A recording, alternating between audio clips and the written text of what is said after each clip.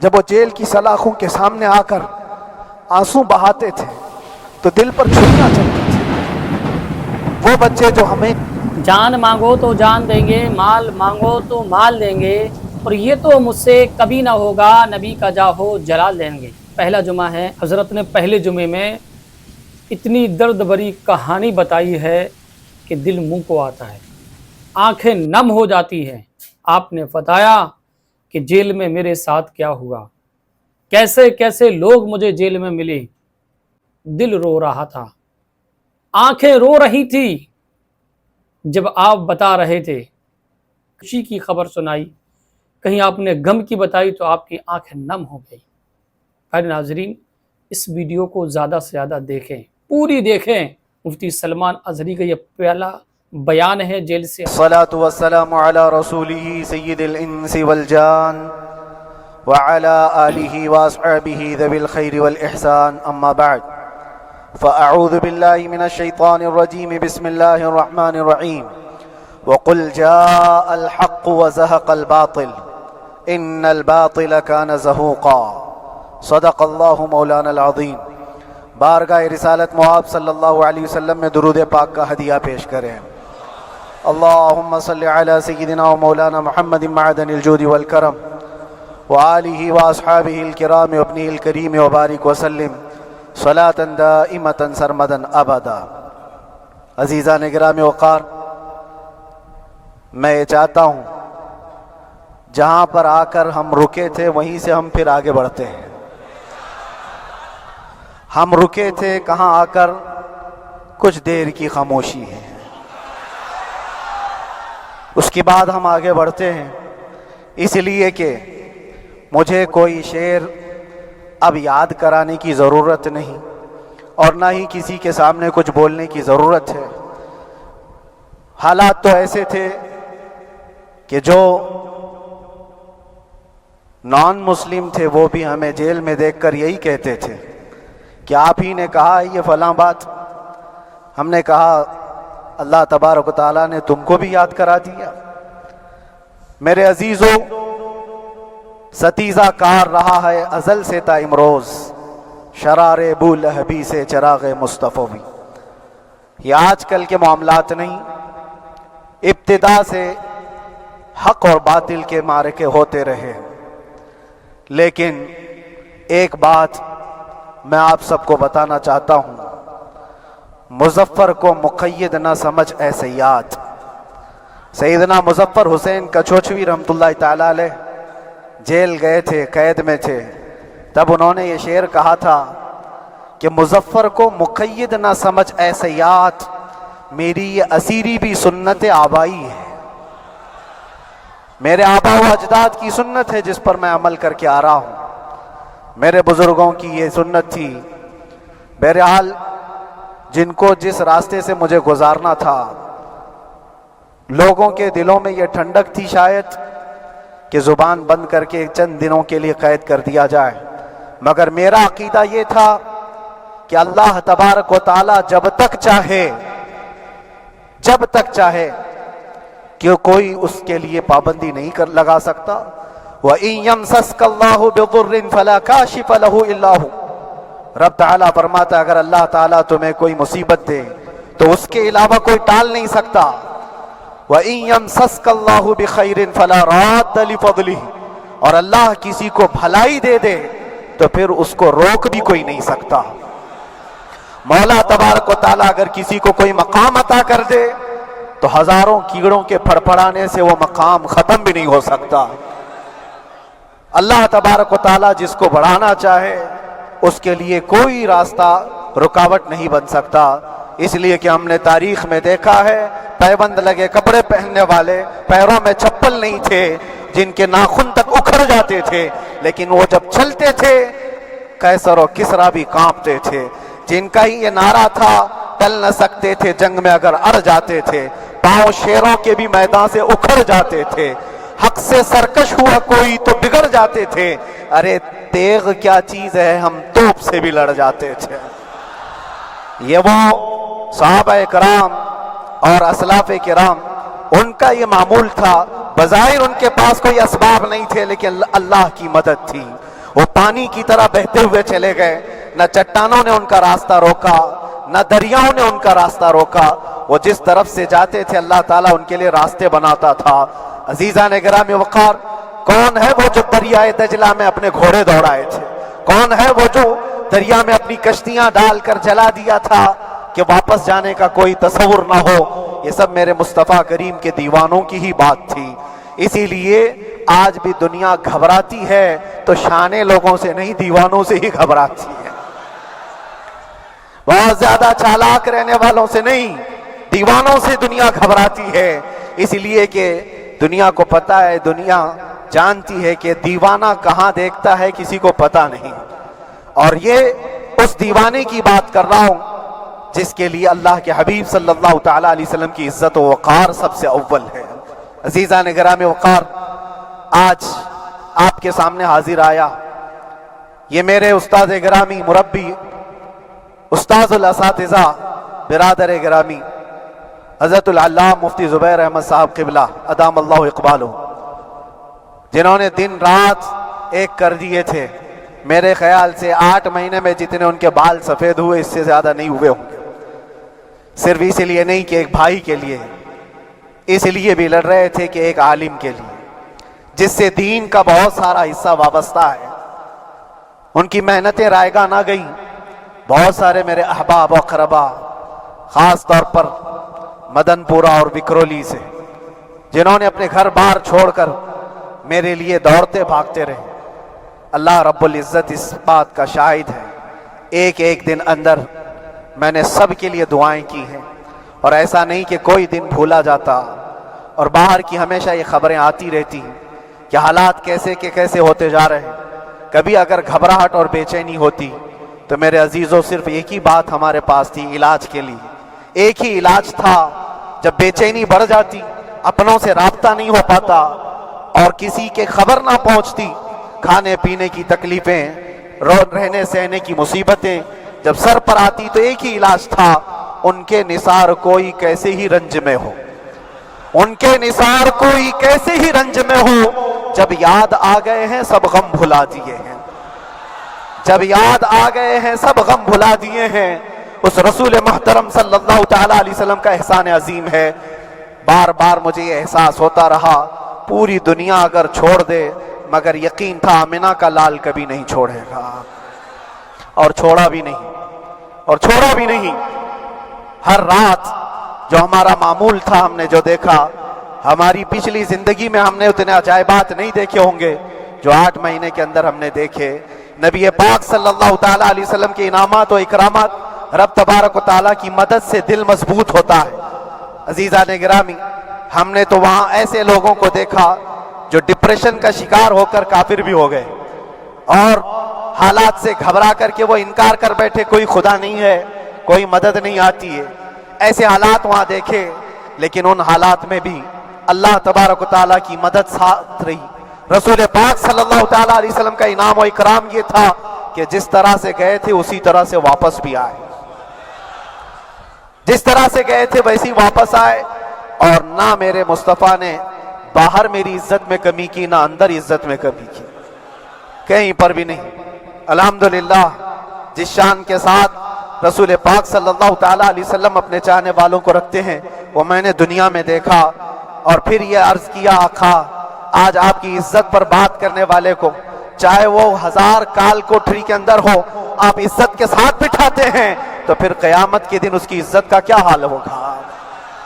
عرش حق ہے مسند رفعت رسول اللہ کی، دیکھنی ہے حشر میں عزت رسول اللہ کی۔ میرے عزیزو، ایک بات کو طے کر کے چلو، انہیں جانا انہیں مانا، نہ رکھا غیر سے کام، للہ الحمد میں دنیا سے مسلمان گیا۔ اس ایک بات میں جو عزت ہے، دنیا کے کسی مقام و منصب اور مرتبے میں عزت نہیں ہے۔ اور حالات دنیا انشاءاللہ میں سناتا رہوں گا، اللہ تبارک و تعالیٰ جب تک یہ زبان رکھا ہے حق بولتے رہیں گے اور سناتے رہیں گے، اور بھی حالات آپ کو انشاءاللہ العزیز آگے سناتے رہیں گے۔ لیکن آج خصوصیت کے ساتھ میں جمعہ کے لیے اسی لیے حاضر آیا کہ یہاں کے لوگ پل پل یاد کرتے رہے. حضرت مجھے ہر بار خبر دیتے کہ جب نماز سے فارغ ہو کر کے میں نکلوں تو مجھے لوگ پکڑ لیتے, کیا ہوا, اب کیا خبر ہے. تو جس قدر آپ کی بے چینی تھی, بے قراری تھی, میرے عزیزو مجھے بھی ملنے کی بے چینی اور بے قراری تھی, لیکن یہ ایک سٹیج تھا جس سے گزارا گیا ہے, ایک مقام تھا جس سے گزارا گیا. میں تو ایک نکما آدمی, میں تو ایک کم پڑھا ہوا ہوں, لیکن آپ کو بزرگان دین کی اگر تاریخ پتہ ہو, امام اعظم ابو حنیفہ رضی اللہ تعالیٰ عنہ جن کو ناحق جیل میں رکھا گیا تھا, امام موسیٰ کاظم رضی اللہ تعالیٰ عنہ 7 سال تک قید میں رہے. یہ کون امام موسیٰ کاظم, جن کے دربار میں جانے کے لیے غوث اعظم عبد القادر جیلانی رضی اللہ تعالیٰ عنہ 4 کلومیٹر دور اپنی چپل اتار دیا کرتے تھے. امام موسیٰ کاظم کا وہ دربار ہے جن کو باب الحوائج کہا جاتا ہے. اس امام کو 7 سال تک بغیر کسی قصور کے قید میں رکھا گیا, اور حد تو یہ ہے کہ اسی قید خانے میں زہر دے کر کے آپ کو مارا گیا ہے. آپ کا جنازہ جیل سے نکلا تھا. کیا ہے کنٹری ڈیلائٹ کا 4+4 آفر؟ میں بتاتا ہوں. اگر آپ نے 4 دن ملک خریدا ہو, امام احمد بن حنبل جن کو 5 لاکھ حدیثیں یاد ہیں نبی پاک صلی اللہ تعالی علیہ وسلم کی, بغداد کے سرے بازار آپ کو ننگی پیٹھ پر کوڑے مارے گئے. آپ کو اندازہ ہے بزرگان دین کی ایک لمبی فہرست ہے. جب میں وہاں گیا تھا تو ایک بزرگ کی بڑی یاد آئی, وہ تھے حضرت مجدد الفسانی رضی اللہ تعالیٰ. اکبر جیسے ڈکٹیٹر کے سامنے, اس زمانے کے سب سے بڑے ڈکٹیٹر بادشاہ کے سامنے آپ نے حق بات کا اعلان کیا تھا. مجدد الفسانی رحمۃ اللہ تعالیٰ علیہ نے فرمایا تھا کہ اسلام نام سے جو دین ہوگا وہ محمد عربی کا لایا ہوا ہی دین ہوگا, کسی اور بادشاہ کا بنایا ہوا نہیں ہوگا. اس بات پر آپ کو قید میں ڈالا گیا تھا, 8 سال تک قید میں رکھا گیا. 8 سال میں بادشاہ مر بھی گیا, بیٹا بادشاہ بنا, لیکن کسی نے آ کر جہانگیر کے سامنے یہ بات رکھی کہ آپ کے باپ نے جس مولانا کو قید میں ڈالا تھا گوالیار کی جیل میں, 8 سال میں جیل کا نقشہ بدلا ہوا ہے. تو بادشاہ نے پوچھا ہوا کیا ہے؟ کہا کہ اس مولانا نے 8 سال میں تقریباً 700 قیدیوں کو عالم بنا دیا ہے. درس حدیث, درس تفسیر, قرآن کا علم, نمازیں جماعتوں سے وہاں اس طرح ادا ہوتی ہیں جیسے لگتا ہے گنبد خضرا کی چھاؤں میں ہے. رب تبارک و تعالیٰ کا یہ احسان عظیم تھا. ان 8 مہینوں میں بحمدہ تعالیٰ میں نے اپنی لائف میں کبھی اتنی امامت نہیں کی تھی جتنی وہاں امامت کیا, اس لیے کہ پابندی نہیں ہو پاتی. جب جب امام رہا مسجد میں چھٹیاں ہوا کرتی تھی, ادھر ادھر آنا جانا, لیکن وہاں پر کبھی کسی نماز میں چھٹی نہیں ہوئی. اور امامت اللہ تبارک و تعالیٰ کو جہاں لینا ہے وہاں لیتا رہے. اور مجھے اس بات کا تھوڑا قلق تھا, 24 سال سے میں تراویح سنا رہا تھا.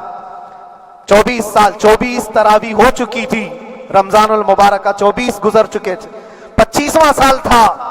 ظالموں نے مجھے رمضان سے پہلے اندر کر دیا. بار بار یہ خواہش ہوتی تھی کہ میری تراویح چھوٹنے نہ پائے. 25ویں تراویح ہے, 25ویں محراب ہے, لیکن رب تبارک و تعالیٰ کا احسان, اندر موجود سارے مسلمانوں نے یہ مطالبہ کیا کہ ہم یہاں جماعت سے تراویح قائم کریں گے. اور اب تک لوگ الم تری کیف والی تراویح کبھی کبھار پڑھ لیا کرتے ہیں, لیکن سارے لوگوں نے مل کر کے یہ اتفاقاً کہا کہ ہم پورا قرآن آپ سے سننا چاہتے ہیں. کیسے کیسے قیدی تھے, کیسے کیسے کرائم والے تھے. میں نے کہا آج میں 1 دن پڑھاتا ہوں, 1 پارہ پڑھوں گا, آپ کو اگر لگے تو بتا دینا, بھاری پڑ جائے, کیونکہ لوگ سارے کرمنل ہیں اور کئی طرح کے جرائم کیے ہوئے لوگ ہیں.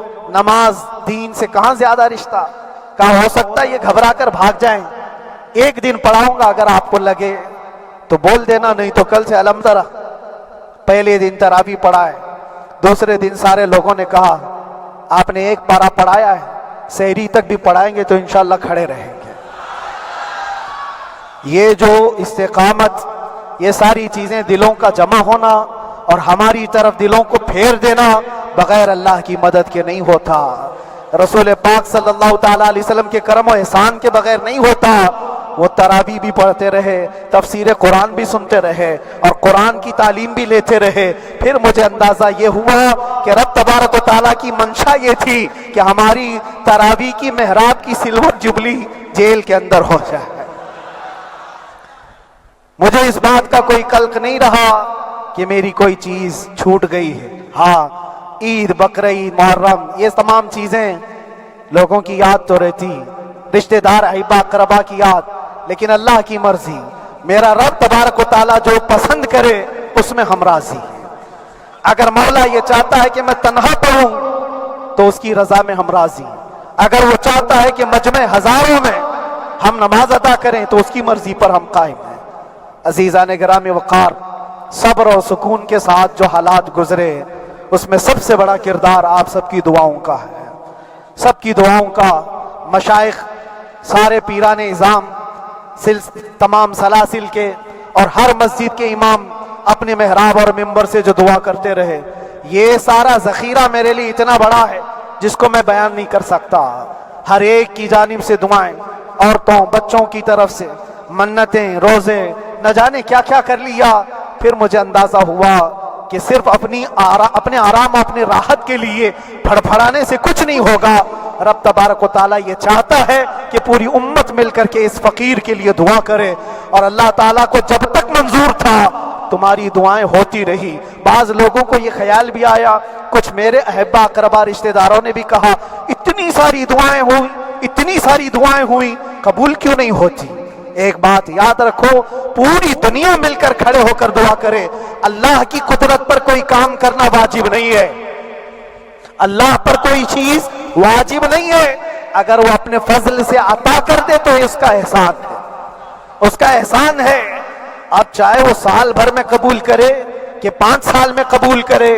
एक बात याद आती है मेरे अजीजों, हमारी कैद तो 8 महीने की होगी, उन बुजुर्गाने दीन की कैद 8 साल, 7 साल। इमाम मोहम्मद बिन हसन अस्करी 20 साल तक कैद में रहे। I'm getting home after a month. I'll call you later. हाय बंटी 20 साल तक अंदर सलाखों के पीछे बंद रखा गया। ये अहले बैत अथहार हैं, अइम्मा इज़ाम हैं, उनकी तकलीफें देखकर फिर हमारी तकलीफ छोटी लगती और फिर नबी पाक सल्लल्लाहु ताला अलैहि वसल्लम की याद आती। सिर्फ इस बात का हमें फख्र था कि तुमने कभी चोरी के इल्जाम में तो नहीं गिरफ्तार किया, किसी घिनौने इल्जाम में तो नहीं गिरफ्तार किया। हाँ, अगर किसी बात पर गिरफ्तार किया है तो इनसे पूछो तो अब ये बोलने में भी शर्म करते हैं। मौलाना को क्यों गिरफ्तार किया है, मौलाना को क्यों अंदर रखा है, शर्म आती है बोलने में, क्योंकि उन्होंने कुछ ऐसा बोला था जिसको बोलने में शर्म आती। क्या बोला था मेरे अजीजों, ये एक अलग कहानी है, अभी मैं उस पर कुछ गुफ्तगू नहीं करता, इसलिए कि हर एक को याद हो चुकी है, हर एक को याद है भी। इंसान, मैं उस कहानी की तरफ नहीं जाता, लेकिन इतना मुझे पूरी तरह खत्म हो जाए तो अल्लाह का अज़ाब आ जाए। इस मुल्क में रहते हुए एहसास है कि अभी भी इंसाफ खत्म नहीं हुआ है। इंसाफ पूरी तरह खत्म हो जाए तो अल्लाह का अज़ाब आ जाएगा, अल्लाह का अज़ाब आ जाएगा। चंद लोग नाइंसाफी कर सकते हैं, लेकिन पूरी की पूरे रोए जमीन पर रहने वाले इंसान नाइंसाफी करे, ऐसा नहीं होता। हमारे हक में सुप्रीम की तरफ से जो इंसाफ आया है, हमारे दिल में इस कदर जगह है आज और इस कदर एहसास है कि हमें यह अंदाजा आज भी होता है कि चाहे कुछ भी हो जाए लेकिन इंसाफ पूरी तरह से मर नहीं सकता, इंसाफ पूरी तरह से मर नहीं सकता। यह हमारा मुल्क अजीज हिंदुस्तान किसी खास आदमी के ठेकेदारी में नहीं है, सभी का खून शामिल है यहाँ की मिट्टी में। किसी के बाप का हिंदुस्तान थोड़ी है, हमारा भी है, आपका भी है, सबका भी है। और मेरे अजीजों, पता नहीं ये भी शायद राहत इंदौरी साहब का शेर है और इससे पहले भी कुछ बोला था, वो भी उनका ही था, तो डेंजर ही हुआ करता है। अल्लाह तबारक व ताला आप सब पर फजल फरमाए, करम फरमाए। जो चीज खास तौर पर बोलनी है वो ये है, इन हालात से आज जो घबराए हुए हैं یہ وہ لوگ ہیں جو عیش پرست ہیں. میں کسی کو خاص ٹارگٹ کر کے نہیں کہنا چاہتا، لیکن بہت سارے وہ لوگ جو اثر و رسوخ رکھتے ہیں لیکن وہ آگے آنا نہیں چاہتے. دین اسلام پر حملے ہوں، حضور پاک کی عزت پر حملہ ہو، کسی کو بولنا نہیں ہے، کیونکہ پتہ ہے دیکھو اس مولانا کو کس طرح کی ہے، اسی طرح دوسروں کو بھی کر دیا جائے. جو کمفرٹ زون میں بیٹھنے کے عادی ہو گئے وہ اپنا ایریا چھوڑ کر ہٹنا نہیں چاہتے. اگر میں کچھ کہوں گا حضور پاک صلی اللہ تعالیٰ علیہ وسلم کی ناموس کے لیے تو میرا عیش خطرے میں آ جائے گا. اکثر کی یہی سوچ ہے، میرا تو اپنا دھندا ہے، میرا بزنس ہے، میرے بیوی بچے ہیں. ہو سکتا ہے یہ مولانا کو کسی چیز کی فکر نہیں ہوگی. آپ کو میں بتاؤں، آپ کو اندازہ نہیں ہمارے دل میں ہمارے بچوں کی کتنی محبت ہے. میرے بھی چھوٹے سے بچے ہیں. جب وہ جیل کی سلاخوں کے سامنے آ کر آنسو بہاتے تھے تو دل پر چھریاں چلتی تھی. وہ بچے جو ہمیشہ ہمارے سینے پر سوتے رہے، آج میں ان کو چھو بھی نہیں سکتا. جب وہ سلاخوں کے پیچھے کھڑے ہو کر دور سے رو کر کے چلے جاتے 15 منٹ، تو کیا ہمارے دل میں بچوں کی محبت نہیں؟ کیا ہمارے گھر بار نہیں، ہماری بہنیں، ہمارے بھائی، ہماری ماں نہیں؟ کتنے تو دن ایسے ہوئے کہ میری ماں کو دورے پڑتے رہے یاد کے لیے. تو کیا وہ ہمارے اوپر کیفیت نہیں آتی کہ ہم خامخواہ یہ مصیبت کیوں مول لی ہے؟ میری بیٹی تو جھگڑا کرتی اس بات کو کہ کیوں آپ اکیلے ہو، بہت سارے لوگ ہیں سب کا خیال کرتے ہوئے. لیکن میرے عزیزو یہ ان کی اپنی محبت ہے. سارا ایک پریوار اور اس سے زیادہ میرے شاگردوں کی ایک دنیا ہے. کتنے ایسے ہیں میں جانتا ہوں کہ 8 مہینے تک نرم غذا نہیں کھائی میرے ان بچوں نے. میں جانتا ہوں ان کا صرف یہ خیال تھا کہ اندر پتہ نہیں جیل میں آپ کیا کھا رہے ہوں گے، ہم یہاں نرم. میرے شاگردوں کی ایک دنیا ہے. کتنے ایسے ہیں میں جانتا ہوں کہ 8 مہینے تک نرم غذا نہیں کھائی میرے ان بچوں نے. میں جانتا ہوں ان کا صرف یہ خیال تھا کہ اندر پتہ نہیں جیل میں آپ کیا کھا رہے ہوں گے، ہم یہاں نرم غذا نہیں. Non-stop, the energy of your city. Great hotels at great locations at great discounts on GoIBibo. Download now. کھائیں گے گوشت مچھلی نہیں کھائی، حالانکہ یہ کوئی چیز تمہارے اوپر واجب نہیں تھی. یہ حالات میں اس لیے بتا رہا ہوں میرے عزیز، کسی کے وہم و گمان میں اگر یہ ہے تو نکال دے کہ میرے آس پاس کچھ نہیں ہے، میں کسی کو چاہتا نہیں، یا میرے ساتھ محبتیں نہیں ہیں. کثرت سے محبت کرنے والے لوگ ہیں میرے پاس. میرے ان بھائیوں کی اور میرے بہنوں کی، میرے گھر والوں کی محبت تو ایسی ہے کہ ان کے گھروں کے بچوں کے معاملات بھی بغیر مجھ سے پوچھے نہیں ہوتے.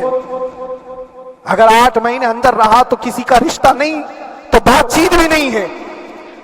رشتہ نہیں ہوگا جب تک یہ نہ آئے، سارے کام ڈیپینڈ. لیکن یہ سب چیزیں ایک، مجھے بھی ان تمام چیزوں کا احساس، لیکن یہ سب چیزیں ایک طرف، میرے مصطفیٰ کی عزت اپنی طرف.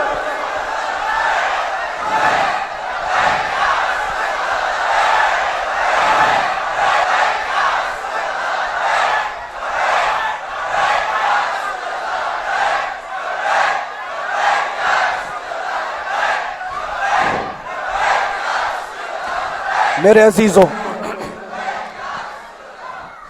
ہر ایک کے آنسوں کے قطرے میں نے دیکھے، بھائیوں کے، بہنوں کے، میرے پاس ملنے کے لیے میرے جو شاگرد آتے ان کے. یہ اکثر جب جیل کی دیوار پر آ کر کھڑے ہوتے، ان کی آنکھیں لال، یہ آنسو بہاتے 15 منٹ ملاقات کر کے چلے جاتے. آپ کو کیا اندازہ ہے اندر کے حالات ایک دن 1 سال کے برابر لگنے لگتا ہے. گھٹتے رہتے، لیکن ایک بات کا احساس بار بار ہوتا کہ یہ ساری محبتیں ایک طرف ہے، لیکن ہم جس کے لیے کھڑے ہوئے ہیں اس کی محبت میں کوئی سمجھوتا نہیں، اس کی محبت میں کوئی سمجھوتا نہیں. ایمان اسی کا نام ہے، لا یؤمن احدکم حتی اکون احب الیہ من والدہ وولدہ والناس اجمعین. تو تم میں سے اس وقت تک کوئی پورا مومن نہیں ہو سکتا جب تک کہ اپنی اولاد، اپنے مال دولت، اپنے ماں باپ، سب سے زیادہ اپنے رسول سے محبت نہ کرے۔ دعا یہی کرتے رہو جب حضور پاک کا معاملہ آئے تو ساری دنیا ایک طرف ہو جائے۔ میں نے ایک واقعہ پڑھا تھا اندر ہی، حضرت خالد بن ولید رضی اللہ تعالیٰ ایک قلعے پر اچانک حملہ آور ہوئے تھے۔ وہ قلعے میں موجود جو دشمنان اسلام تھے ان کی پارٹی چل رہی تھی، بڑے بڑے قالین صوفے بچھے ہوئے، تشتوں میں قیمتی کھانے رکھے ہوئے تھے۔ خالد بن ولید کے ساتھ جو لشکر ہے یہ تو وہ غریب صحابہ تھے جو پیون لگے کپڑے پہنتے، ایک کھجور پر پورا دن گزارتے۔ جب یہ اس قلعے پر حملہ آور ہوئے تو دشمنان اسلام جو تھے وہ مقابلہ کرنے کی ہمت نہ جٹا سکے، بھاگ گئے، سب سارا مال سب چھوڑ کر بھاگ گئے، بغیر کسی جنگ کے، بغیر کسی قتل قتال کے پورا قلعہ فتح کیا خالد بن ولید نے۔ اب سنو، جو صحابہ تھے وہ مال غنیمت جمع کر رہے تھے، کیونکہ یہ عرب کے لوگ ایسے مہنگے قالین نہیں دیکھے تھے، ایسے مہنگے صوفے، اتنی قیمتی غذائیں انہوں نے دیکھی نہیں تھی۔ سب جمع کرنے لگے، سب جمع کرنے لگے۔ خالد بن ولید نے کہا خبردار ہاتھ مت لگانا، سب ہٹ جاؤ۔ سب ہٹ گئے، چند صحابہ کو بلایا، یہ سب جمع کرو، اس کو آگ لگا دو۔ پورا مال غنیمت جو تھا آگ لگا دیا۔ تو جو صحابہ تھے وہ کہنے لگے کیا یہ اچھا ہوتا، یہ سب میں آپ تقسیم کر دیتے، یہ بہت قیمتی چیزیں ہیں، عرب میں ہم لے جاتے تو یہ بہت مہنگی چیزیں ہیں۔ خالد بن ولید نے کیا کہا جانتے ہو؟ کہا اگر تم کو بھی ان تمام چیزوں کی عادت لگ جائے تو تم بھی ویسے ہی بھاگو گے جیسے یہ بھاگے۔ یہ آج جو ہمارا مقابلہ کرنے کی طاقت نہ لا سکے اور بھاگ گئے، اس کی وجہ یہ ہے کہ وہ عیش پرست ہے، عیاشی ان کے اندر تھی جس کی وجہ سے وہ کھڑے نہ ہو سکے۔ اور جب یہ عیاشی آئے گی تم کھڑے نہیں ہو سکو گے، کھڑے نہیں ہو سکو گے۔ آج میں یہی بات دہرانا چاہتا ہوں، جو بہت بڑے چہرے لے کر بیٹھے ہوئے ہوں، وہ سیاسی اثر و رسوخ رکھنے والے بھی کمفرٹ زون میں رہنا چاہتے ہیں۔ میں چند لوگوں کو چھوڑ کر کہہ رہا ہوں، اکثر کا حال یہ وہ سوچتے ہیں کہ ہمارے اس دائرے سے نکلیں گے تو ہمارا عیش خطرے میں آ جائے گا، گھر بار خطرے میں آ جائے گا۔ یہ دنیا کی محبت انسان کو بزدل بناتی ہے، بزدل بناتی ہے۔ اس لیے میرے عزیزو، آپ جب کبھی یہ بات آئے، ایک طرف میرا پورا خاندان، ایک طرف میرے عیش کی زندگی اور ایک طرف رسول پاک کی عزت کا معاملہ، تو آپ مجھے بتاؤ آپ کس بات کا فیصلہ لیں گے؟ اسی بات کا فیصلہ لینا ہوگا نبی پاک صلی اللہ تعالی علیہ وسلم کی عزت کی خاطر تمہیں اس بات کا فیصلہ لینا ہوگا۔ اپنا سب کچھ گنبد خضرا کل بھی تھا آپ، میرے نبی سے میرا رشتہ کل بھی تھا آپ، اور بتلا دو گستاخ نبی کو غیرت سنی زندہ ہے، ان پہ مر مٹنے کا جذبہ کل بھی تھا آپ۔ بس یہ جذبہ باقی رہے۔ ہم کسی کو لڑنے کے لیے، مرنے کے لیے، مارنے کے لیے میدانوں میں اتارنے کی بات نہیں کرتے۔ میں اکثر اپنی تقریروں میں کہا کرتا ہوں، یا آپ سے پہلے بھی کیا، اگرچہ میری تقریروں کو ڈائیورٹ کیا جاتا ہے، آج بھی بہت لوگ ہوں گے، بلکہ آج مدن پورہ کا یہ پہلا جمعہ ہے، مجھے اندازہ ہے پورا ہندوستان نہیں باہر بھی سب کی نظریں اس پار ہیں کہ آنے کے بعد یہ کیا بولتا ہے، آنے کے بعد یہ کیا بولتا ہے۔ سب اسی انتظار میں ہیں۔ میں سب کو ایک ہی میسج دوں گا، آنے کے بعد وہی بولے گا جو پہلے بولتا تھا۔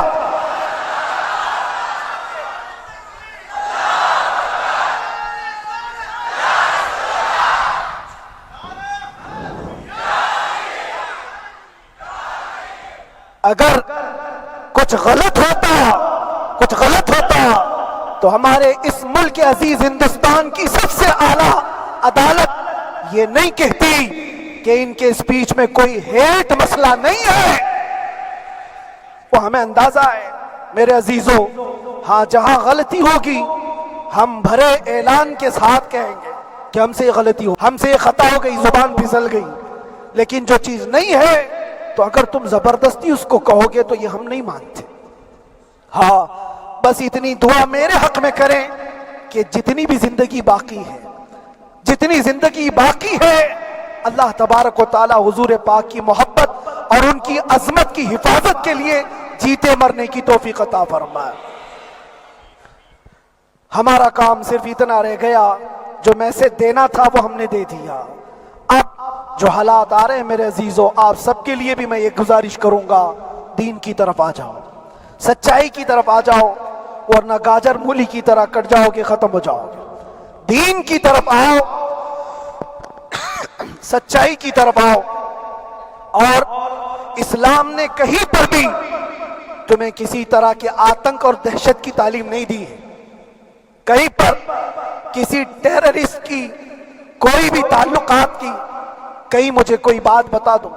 اگر کوئی مسلمان اس طرح کی حرکتیں کر جاتا ہے جس کو یہ لوگ بدنام کرتے ہیں، تو ہم سمجھتے ہیں اس کا اسلام سے تعلق نہیں ہوگا. اسلام سے تعلق ہوتا تو اس کے اندر صدیق اکبر اور فاروق اعظم کی ادائیں ہوتی. آج آپ کو وہ معاشرہ زندہ کرنے کی ضرورت ہے. میں نوجوانوں سے کہوں گا، بہت دن گزار لیے ٹک ٹاک پر مجرے، اور تمہارے اس انٹرنیٹ کی دنیا پر جس طرح تم نے آوارگی کر لی ہے، اب وقت کم بچا ہے. آ جاؤ میرے نبی پاک کی گنبد کی چھاؤں میں. عزت وہیں پر ہے، انہی کے قدموں میں عزت ہے، اور یہاں پر بھی ہے اور آخرت میں بھی ہے. آخرت میں بھی ہے. بس اس عزت کے لیے آپ سب سے میں گزارش یہ کروں گا، سچائی کی طرف واپس آ جاؤ، سچائی کی طرف واپس آ جاؤ. جو تمہاری نمازیں باقی ہیں اس کو پوری کر لو، اس سے پہلے کہ دنیا تم پر نماز پڑھ دے، اس سے پہلے کہ تمہارے جنازے کی نماز پڑھی جائے، اپنی نمازیں کمپلیٹ کر لو. اور علماء ذوی الاحترام کا ادب و احترام اپنے اندر رکھو. صرف اس بات کے لیے آپ کو میں احساس دلانا چاہتا ہوں کہ مجھے جس راستے سے گزارا گیا، جتنے دن قید و بند کی صحبتیں گزاری گئی، یہ صرف یہ میسج دینا تھا کہ پھر اس مولانا کا یہ ہو سکتا ہے تو چھوٹے چھوٹوں کی کیا کر دیں گے. ایسا اگرچہ آ جائے موقع تب بھی گھبرانے کی ضرورت تھی. آپ کو پتا ہے اس ملک عزیز ہندوستان کی آزادی میں 30,000 علماء کو پھانسیوں پر لٹکایا گیا. انگریزوں نے 30,000 علماء کو کشمیر سے لے کر دلی تک ہر درخت پر ایک عالم کی لاش لٹکتی تھی. انہوں نے قربانیاں دی ہیں، قربانیاں بزرگان دین کے علماء ذوی الاحترام کی ہوئی ہیں. یہ اور بات ہے کہ اس جنریشن نے آج ہم کو دیکھا تو ان کو بہت بڑا لگتا ہے. یہ کوئی بہت بڑی بات نہیں تھی، بہت بڑی بات نہیں تھی. اس پروسیس سے بہت سارے علماء کو گزارا گیا ہے. سرکار مجاہد ملت رحمت اللہ تعالی علیہ ایمرجنسی کے زمانے میں 18 مہینے تک قید میں گزارے. 18 مہینے تک ایمرجنسی، وہ بھی ڈکٹیٹر کا زمانہ تھا. اس زمانے میں بھی آپ اندر رہے، لیکن باہر آنے کے بعد نہ آپ کے مشن میں کوئی کمی آئی، نہ آپ کی زبان میں کوئی لکنت آئی. اللہ والے جو ہیں وہ اللہ کی رضا کی طرف اور رسول پاک کی رضا کی طرف ہوتے ہیں. ہم سب بھی اس مشن کو آج یہاں سے زندہ کرتے ہیں. جہاں سے ہم چھوڑے تھے وہیں سے آگے بڑھتے، جہاں سے ہم چھوڑے تھے وہیں سے ہم آگے بڑھتے ہیں. کسی کو اگر کچھ برا لگتا ہے تو وہ اس کے سمجھ کا قصور ہے، اس کے فہم کا قصور ہے. ہم نے کسی کو ٹارگٹ کر کے کبھی کہا نہیں، بلکہ یہ تو کامن بات ہے، ایک تو کامن کہی جانے والی بات ہے. فخر سے اگر کوئی آدمی اپنے گھر میں کہے، کیا بات ہے مولانا آج صبح سے تمہارے گھر میں کچھ ہلچل نہیں ہے، کچھ ہلچل نہیں ہے. ہو سکتا ہے تمہارے گھر میں کوئی نہ ہو، تم اکیلے بیٹھے ہو، بیوی کہیں گئی ہے، ماں کہیں گئی ہے، گھر میں کوئی بنانے والا نہیں ہو، گھر میں خاموشی ہے، تو تم اگر اس کو جواب دے دو کہ کچھ دیر کی خاموشی ہے، شام میں آ جائے گی، کچھ دیر کی خاموشی ہے، شام میں آ جائے گی، تو کیا گناہ کیا؟ کیا گناہ کیا؟ اس کے حالات پر وہ بول رہا ہے، اس کے گھر میں خاموشی ہے اسی لیے بول رہا ہے. ہم نے بھی اسی لیے کہا کچھ دیر کی خاموشی، اس لیے کہ ہم جانتے ہیں اسلام وہ نہیں ہے جو یہاں دکھ رہا ہے آج. اسلام تو وہ تھا جو صدیق اکبر کے زمانے کا تھا، اسلام تو وہ تھا جو فاروق اعظم کا تھا، اسلام تو وہ تھا جو عثمان غنی اور حیدر کرار کا تھا، تو وہ جو ہلچل تھی وہ خاموش ہے۔ صلاح الدین ایوبی کا دور تھا، وہ اسلام کی ہلچل تھی، تو میرا گھر آج خاموش ہے، اس لیے تو میں پکار کر کے رہا کچھ دیر کی خاموشی ہے، اور ہمیں اپنے رب سے یقین ہے یہ خاموشی ایک شام ٹوٹے گی، کوئی صلاح الدین آئے گا۔ اور اللہ تبارک و تعالی ہم سب کے اس عزم اور حوصلے کو زندہ رکھے، اور آپ سب کی محبتوں کو سدا سلامت رکھے، اور میرے آقا صلی اللہ تعالی علیہ وسلم کے قدموں پر مر مٹنے کی ہمیں توفیق عطا فرمائے۔ وآخر دعوانا الحمدللہ رب العالمین، لبیک یا رسول اللہ۔